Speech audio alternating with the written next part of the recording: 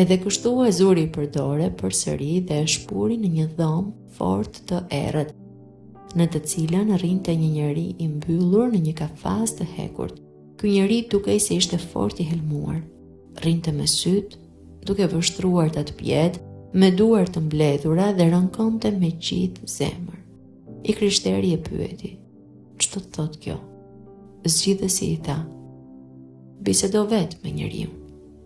Edhe i krishteri i tha njeriut: "Cili je ti?" Njeriu ju përgjigj: "Nuk jam unë ai që kam qenë një herë." I krishteri i tha: "Edhe ç'ke qenë tjetër herë?" Njeriu i tha: "Një kohë, sipas mendjes sime edhe të tjerëve, kam qenë njeri pa dinakëri edhe me dëshira të forta në besim.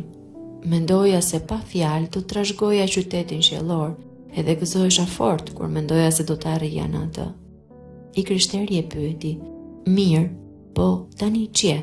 Njeriu i tha: "Tani jam njeri fare pa shpresë, i fundosur në dëshpërim, i mbyllur në këtë kafaz të hekurt. Mund të dal, i mirë i unë, kur nuk do të mund të dal." I krishteri tha: "Po si të ngjau që u ka të ndise në këtë gjendje?" Njeriu i tha: "Pushova nga të qenët i zgjuar dhe të mbajturit e vetes.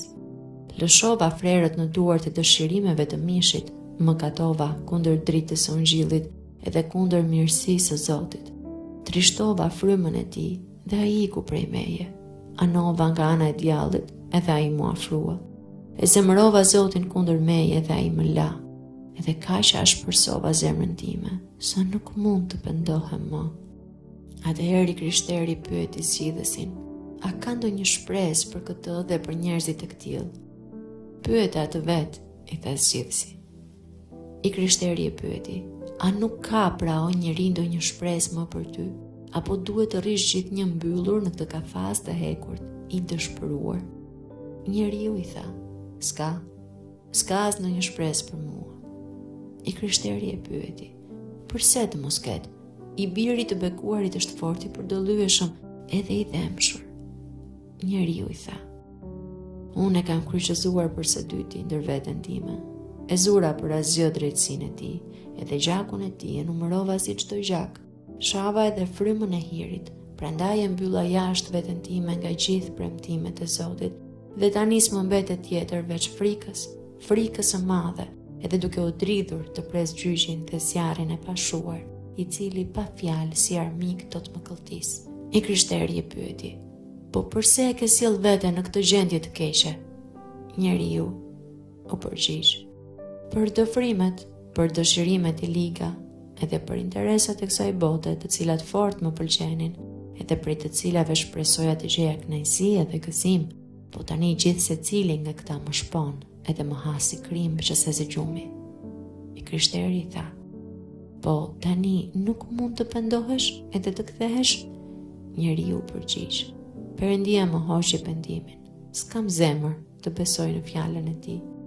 Ajo, fjala, vetë më ka mbyllur në këtë kafaz të hekurt, prej të cilit gjithë njerëzit që janë në botë nuk mund të më shpëtojnë. O jetë e pasosur, si do të mund të duroj dhembjen për jetë?" Atëherë zgjidhësi i tha të krishterit: "Kije ndërmend gjithnjë mjerimin e këtij njeriu dhe qoftë për ty mësim që të ruhesh gjithnjë." I krishteri tha: "Me të vërtetë është e tmerrshme kjo gjendje. Perëndia më ndihmoft të jem i zgjuar dhe të mbaj veten dhe t'i lutem që të largoj prej meje shkakun e fatkeqësisë së këtij njeriu. Zot, a nuk është koha tani të nisem për udhë?"